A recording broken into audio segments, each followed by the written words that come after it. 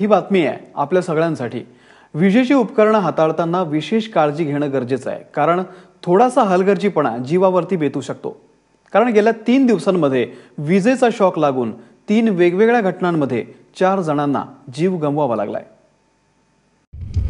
कूलरचा shock लागून बालिकेचा मृत्यू, कूलरमध्ये पाणी भरताना महिलेला विजेचा झटका, विजेचा धक्का लागून माय लेकाचा मृत्यू। गेल्या 3 दिवसातल्या या 3 दुर्घटना विषण्ण तर करतातच, शिवाय सतर्कही करतायत, कारण आयुष्य सुकर करणाऱ्याच गोष्टी आता जीवावर उठू लागल्यात।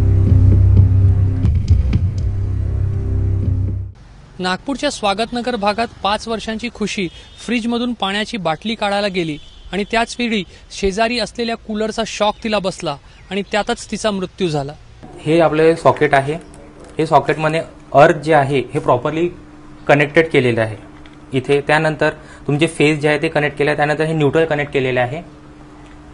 ह्या बोर्डातही तुम्ही अर्थिंग चेक करा की प्रत्येक बोर्डात रनिंग अर्थ आलेला आहे का, आणि तुम्ही जे वायर्स यूज करता वायर्स हे चांगल्या कंपनीचे यूज करा।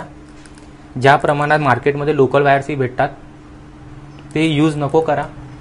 स्विचेस आहे, सॉकेट्स आहे, तेही प्रॉपरली ISI मार्क ग्रेडेड कंपनीचेच यूज करा। दुसऱ्याच दिवशी नागपुरातल्या अनंतनगर भागातून आणखी एक बातमी आली।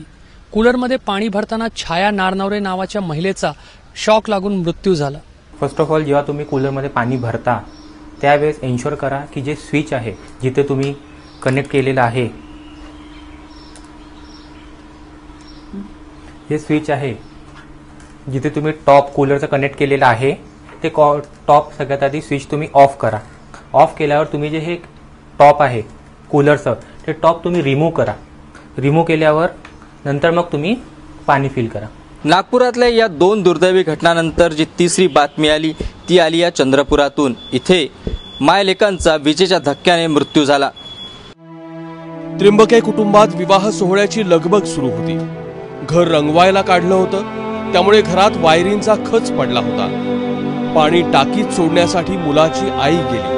टाकीच्या झाकणात उतरलेल्या विजेच्या प्रवाहाने आई बेशुद्ध पडली। तिला वाचवायला मुलगा धावला आणि त्यालाही विजेचा धक्का लागला, आणि ज्या घरात मांगल्याचे सूर उमटणार होते त्याच घरात सुतक पसरलं।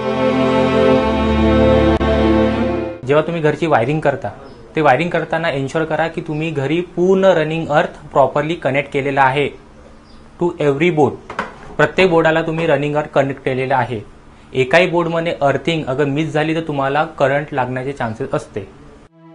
आपलं आयुष्य सोप्या करणाऱ्या अनेक गोष्टी आपल्या आजूबाजूला असतात, पण त्या वस्तू कधी आपला जीव धोक्यात घालतील हे सांगता येत नाही। त्यामुळे घरातल्या विजेच्या उपकरणांची वेळच्या वेळी काळजी घेणे हाच एकमेव उपाय आहे। चंद्रपूरहून सारंग पांडेसह रजत वशिष्ठ, ABP माझा, नागपूर।